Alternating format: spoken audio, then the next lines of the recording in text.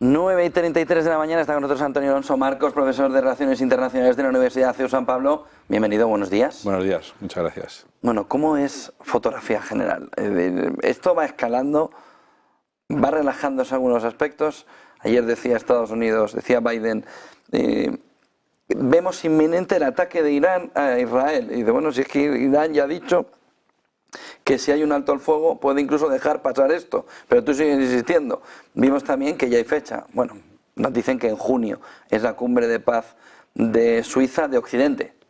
Ya le darán el papel así a Putin. Esto es lo que pensamos que tiene que firmar.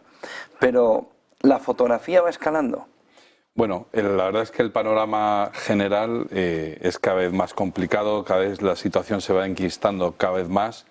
Yo, por más que hablo con mis alumnos o con otros expertos, mucho mejores que yo y mucho más informados que yo, siempre coincidimos en lo mismo, ¿no? Y es que el mundo de dentro de un año será mucho peor y totalmente distinto al mundo de hace 3 años, por poner fuera ya la guerra de Ucrania.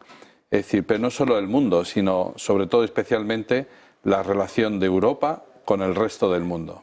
Es decir, si hace 5 años, por poner una fecha así, ya digo, fuera de la guerra de Ucrania, las relaciones de Europa con el resto del mundo pues eran amigables, eran amistosas, en fin, se basaban en el comercio, había un win-to-win, eso ya va a desaparecer de la vista, no porque Europa no quiera seguir con ese win-to-win, sino porque el resto de actores, viendo la actitud de Europa en la guerra de Ucrania y comparándola sobre todo con la guerra de Israel, pues se van de retirada, ¿no?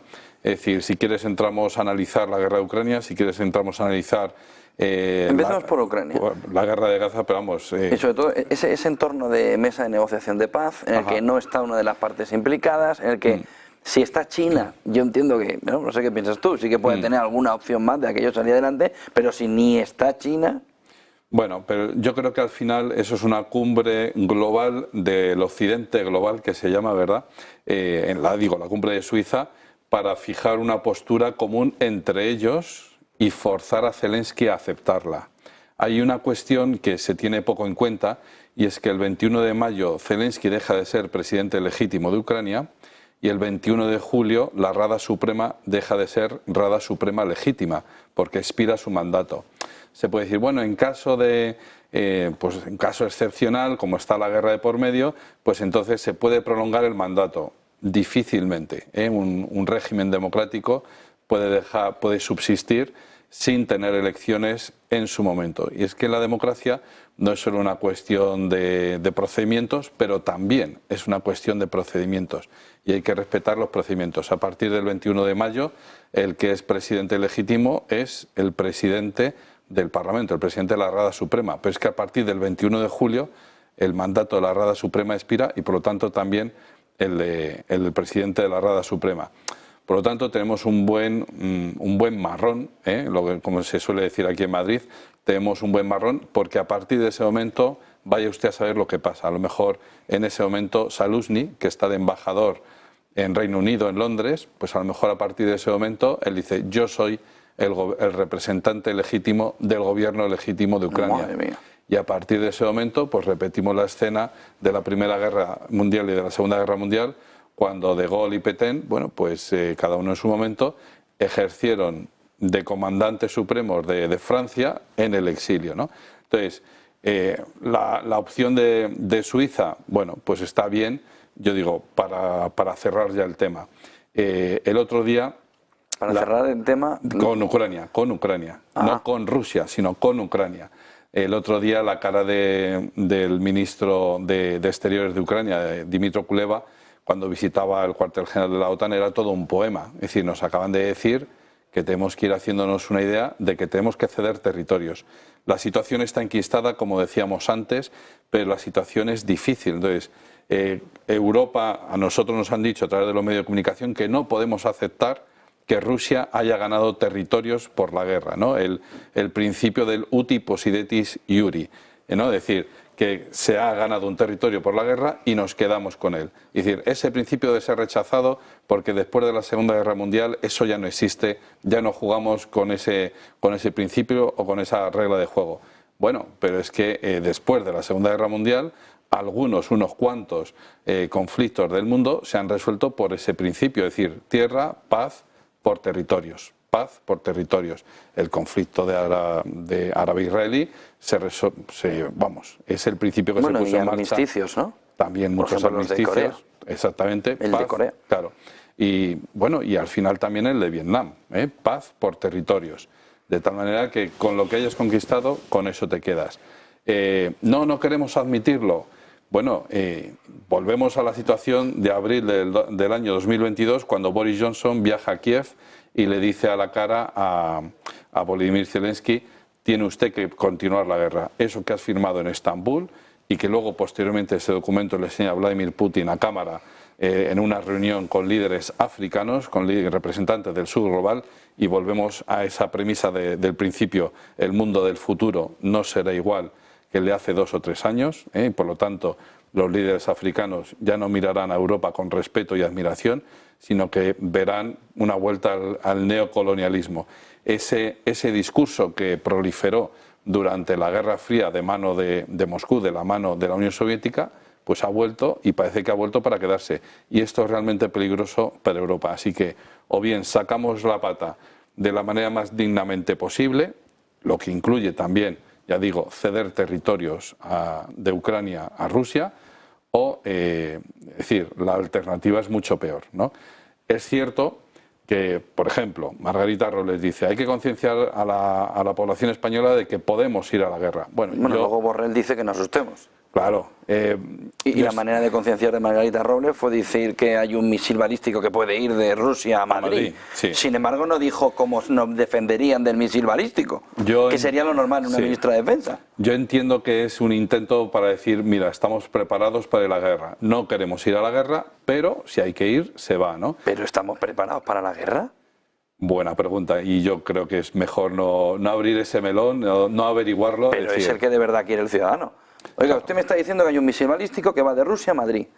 De Rusia a Madrid no, de Rusia a España. Veremos dónde. Sí. Oiga, ¿y usted cómo me va a defender a mí como ciudadano? Que pago mis impuestos todos los meses. Es decir, ¿cómo me defiende? ¿Escudo antimisiles? ¿Qué hablaron en la reunión de IFEMA aquí en Madrid de la OTAN? ¿Hablaron del escudo antimisiles? ¿Estamos dentro? Sí. ¿Nos defiende? Sí, en principio sí. ¿Protege también a Ceuta y Melilla? Es decir, hay muchas preguntas. Sí, totalmente. Entonces, oiga, usted no... Es que hay que prepararse. Entonces, el ciudadano de a pie tiene un poco la conciencia de decir: oiga, usted, o la sensación de que nos están concienciando para la guerra. Y que esa concienciación puede tardar 2 años, 1 año, 3 años, 6 meses, y dice: oiga, usted no juegue conmigo, dígame las cosas como son. ¿Nos podemos defender? ¿No nos podemos defender? Y sobre todo una pregunta: usted me está diciendo entonces que Putin es Hitler, es expansionista, en el sentido, no en el sentido ideológico, sino en el sentido expansionista. Sí. Entonces, si eso es así, tenemos un problemón. Entonces, ¿cuánto dinero hay que poner? Decía el otro día Bloomberg: 10 billones, no, trillones americanos, billones europeos. ¿Pero quién tiene 10 billones ahora mismo para poner encima de la mesa? Sí, no, por eso se habla de plazos más a medio largo plazo, pero la guerra está aquí y hay que cerrarla ahora, porque cuanto más tiempo pase, más irá avanzando a Rusia. El otro día, en una reunión con expertos, yo tenía al lado un señor, un experto, muy buen experto sobre el tema de Ucrania, que decía que Rusia iba perdiendo la guerra, pero el resto de expertos decía: pues mira, creo que no. Es decir, la realidad sobre el terreno de batalla es que Rusia va avanzando. Insisto, lo que decías, no es un expansionista en el sentido de que quiere llegar a Lisboa. Ayer, en otra reunión con otros expertos militares, le decía esto, digo: entonces eso de que Putin quiere llegar a Lisboa, como que no. Dice: eso es una absoluta tontería. Se lo dijo Vladimir Putin en la entrevista a Tucker Carlson con respecto a Polonia, ya no con respecto a Lisboa, sino con respecto a Polonia. Dice: mira, yo no quiero entrar en Polonia. Pero, insisto, las espadas están en alto. Antonio, podemos aceptar el pulpo como animal de compañía. Claro. Vamos a creernos que de verdad Putin es expansionista. Vamos a creerlo. Oiga, este señor quiere llegar a Lisboa. Perfecto. ¿Y qué vamos a hacer en Europa para defendernos? Porque esa es la pregunta fundamental. No me esté usted dando pequeñas píldoras. Dígame cuál es la fotografía. dígame cómo nos vamos a defender, dígame si hay que de verdad restaurar el servicio militar obligatorio, dígame quiénes van y quiénes no van, claro, o si aquí también va a haber diferencias, o no, o si vamos todos, o vamos estos, o vamos estas, o vamos... Es decir, hay muchas preguntas. Entonces, ahora mismo el ciudadano de a pie está desorientado. Sobre todo con las élites europeas, que dicen, oiga, ¿y ustedes qué pasa aquí? En fin, no, estamos viendo la fotografía de una conducción de un camión que va hacia la guerra. Bueno, vamos a ver, a día de hoy la única forma de hacer frente a Europa contra Rusia, y digo hacer frente, no digo ganar, digo hacer frente, sería con la ayuda de la OTAN, es decir, con la ayuda de Estados Unidos, es decir, botas sobre el terreno de Estados Unidos aquí. Digo, esa sería la manera que únicamente se me ocurre a mí que podría ser. Hay muchísimos impedimentos y muchísimos contras contra esa opción. Primero, es año electoral americano. Luego, no veo yo a ningún presidente mandando chicos al terreno de juego, entiéndase la expresión, en año electoral. No lo veo, ¿no? Entonces, dentro de un año, si la guerra prosiguiera, bueno, que eso ya es otro escenario totalmente distinto, porque depende de quién gane las elecciones, etcétera, porque muy probablemente, si gana Trump las elecciones, corta de raíz la ayuda, la financiación americana a Ucrania y se acaba la guerra, por pura lógica matemática, porque si dejamos de enviar ayuda, esto no lo digo yo, lo dicen los propios gobernantes, es decir, Zelensky, Kuleva, Sirski, lo dicen ellos mismos, dice, se acaba la guerra, porque no tendremos que tirarles a los rusos. Y está el medio y largo plazo. Y ahí está la cuestión del ejército europeo, lo cual es una quimera, lo cual el mismo Borrell ha dicho ya en sucesivas ocasiones, nos gustaría tener esta autonomía estratégica, pero a día de hoy no existe, eso no existe. La inversión que se dijo en Cardiff de que tenemos que elevar al 2% como mínimo el gasto militar, bueno, pues a día de hoy lo cumplen 11 países, si no recuerdo mal, de la OTAN, 11 países. Sí, pero esto de Bloomberg que te comentaba, nada. dice el 4, ¿eh? Claro. Es que en España estamos en 1,2. Y España es el 1,2. tercero por la cola. España es el tercero por la cola en ese gasto que no llega, bueno, al 1,2, efectivamente, dice el presidente del gobierno, y yo me fío de él, porque yo siempre confío en nuestro presidente del gobierno, que para el año 2029, bueno, pues habremos alcanzado eso. Pero eso ya no es medio plazo, eso es largo plazo, porque, ya digo, lo que es perentorio es la guerra, que está aquí, que no vamos a poder resolverla si no es cediendo territorios. Entonces, el plan Zelensky, por más que él insista en que tiene que ser, que tienen que dejarnos todos los territorios del año 91, que Putin se tiene que sentar en un tribunal penal internacional y que efectivamente los rusos tienen que pagar los desperfectos, pues ese plan Zelensky se tendrá que apartar. ¿Cómo se aparta ese plan Zelensky? Apartando a Zelensky, porque él mismo se ha convertido en un obstáculo para la paz. Y no la paz en el sentido de la rendición, sino un obstáculo para la convivencia pacífica entre los europeos. Esto, al final, hay que tenerlo en cuenta. El objetivo último es la convivencia pacífica entre europeos. Durante décadas la Unión Europea ha apostado por la vía del comercio. Yo creo que funcionaba, pero bueno, la cuestión es que cuando se entra en la discusión de si en Ucrania vamos a emplazar bases militares de la OTAN, ahí es donde salta la discusión. No salta la discusión cuando Rusia invade ya definitivamente el Donetsk y el Lugansk, el Donbass, sino que la discusión salta mucho antes, cuando se amenaza con que la OTAN va a poner bases militares en Ucrania. Ese es el punto de inflexión. Y el propio Vladimir Putin lo anuncia o lo advierte en la Conferencia de Seguridad de Múnich del año 2007. Dice, ojo, la expansión de la OTAN nosotros lo consideramos una amenaza. Es decir, se puede presuponer, pero en cuanto te lo han dicho, oye, siéntate a hablar. Eso lo hicieron Obama y Medvedev, se sentaron a hablar. Más o menos encarrilaron la cosa, pero llega el 2014 y se acabó. ¿Está Europa preparada para una guerra contra Rusia? A día de hoy no, y ellos son conscientes de ello. Podemos hacerles frente de alguna manera, por eso hemos enviado todo lo que hemos enviado a Ucrania, que no es solo material, sino, por supuesto, también hombres. Hemos enviado hombres sin bandera, que esto también es muy interesante, pero ya digo, es la única manera que se nos ocurre de frenar un poco a Rusia, ¿vale? Pero vamos, difícilmente. Me decías Oriente Medio, toda la situación de Irán, decía Naciones Unidas, cuidado con lo que puede suceder en Jordania, con Hezbolá e Israel, en esa línea azul, y cuidado con lo que puede suceder, decía ayer Estados Unidos, lo comentaba al principio, que Biden decía el ataque puede ser inminente. Estamos en un periodo de pausa previo a la tormenta perfecta en Oriente Medio, porque Irán, Hezbolá, Israel, junto con Hamas, es que no hay mucho más. Claro. Estrecho de Hormuz a freír espárragos. Hace 2 días decía Irán que hasta ahora no han tocado el estrecho de Hormuz, pero que, hombre, si hay presiones, el estrecho de Hormuz, 20% del petróleo, Claro. así, rapidito, se para. No hay nada descartable. Vamos, el escenario está como para cogerlo con pinzas, ¿verdad? Yo en principio, y es lo que yo considero, Israel tiene su plan con respecto a Gaza, Israel tiene su plan con respecto a Hamas e Israel, por último, tiene su plan con respecto a los proxies de Irán, ¿vale?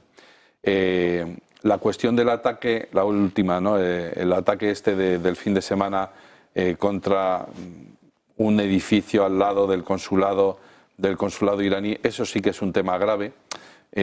Primero, de hecho, Israel no lo ha reconocido que hayan sido ellos, pero es un tema grave porque ha matado a líderes de la Guardia Revolucionaria iraní que estaban reunidos con líderes de Hezbollah o de Hamas, ¿no? La cuestión es que puede escalar en cualquier momento. Hasta ahora todo el mundo ha hecho gala de contención porque a nadie le conviene meterse en una guerra regional, digamos, abierta y con ejércitos regulares. A nadie le conviene.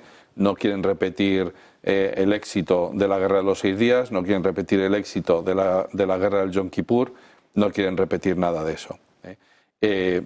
Por otro lado, Estados Unidos no puede estar metido en 2 guerras a la vez.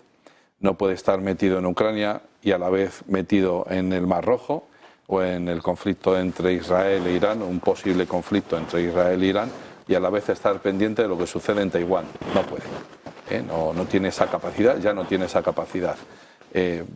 Por capacidad de decisión, porque estamos en el año electoral, por lo que sea, ahora, a día de hoy, no tiene esa capacidad. Pero eso puede ser una estrategia del bloque de China, Rusia y compañía, es decir, el de saturar ya, es decir, usted quiere esto, vale, pero va a ser por todos los lados. Es decir, una estrategia de saturación en el que diga, oiga, lo que estás diciendo, es decir, hay un momento en el que estalla. Se suelta y dice, ya no puedo, Ucrania, Oriente Medio, Taiwán, ver las Coreas, ver Irán, ver Hezbollah, es decir, puede llegar un momento en el que eso diga, ¡pum!, suelta. Sí, yo desconectaría el episodio... Y que sea la estrategia de ellos. Sí, bueno, podría, o sea, por poder podría ser, porque aquí estamos abiertos a todas las posibilidades, pero yo desconectaría el ataque de Gaza con toda esa estrategia global. Yo veo a China con una intención de comerciar con todo el mundo y de hacerse rica, de hacerse una primera potencia mundial a base de comercio. La guerra de Ucrania a China le ha venido mal, le ha venido realmente mal, porque le ha interrumpido el flujo constante de productos desde el centro de China hasta el centro de Europa, ¿no? Es decir, la ruta de la seda. La ruta de la seda, que es su proyecto estrella, que presenta Xi Jinping en Kazajistán en el año 2013. Es decir, la guerra de Ucrania le ha venido realmente mal a China porque le ha interrumpido su paso. Ellos planificaban que para el año 2049, China iba a ser la recaña de España porque, pues el centenario de la fundación de la República Popular de China, etcétera.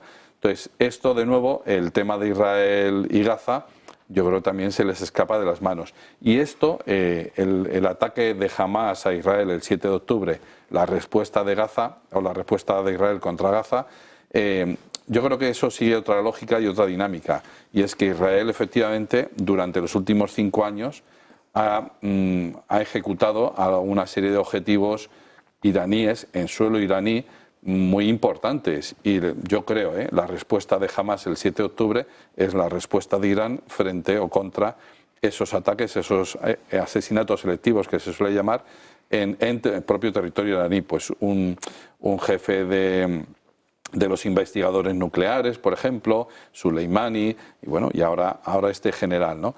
Es decir, esa situación en Oriente Próximo se va enrareciendo.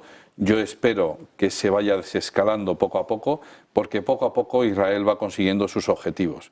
y vamos a ver qué impacto tiene este reconocimiento del Estado de Palestina, porque nuestro presidente, que yo desde aquí lo digo sinceramente, bueno, me parece muy bien que haga su política exterior, pero ahora se va a hacer una gira por algunos países como un lobista de la causa palestina, con nuestro dinero.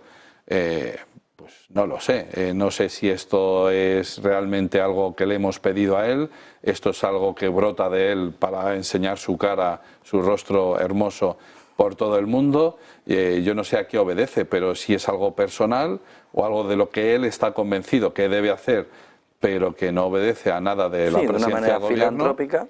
Pues eso hazlo en tus ratos libres, Iberia, ya cuando ¿no? Claro, ya cuando, bueno, pues si te sacas puntos con la tarjeta y tal, pues ya hazlo cuando te jubiles de esto. Bueno, si quieres hacer eso, perfecto, vete, convocas elecciones y tal, y te dedicas a esta labor de lobby, que me parece una acción muy loable el hecho de querer buscar la paz en Oriente Próximo.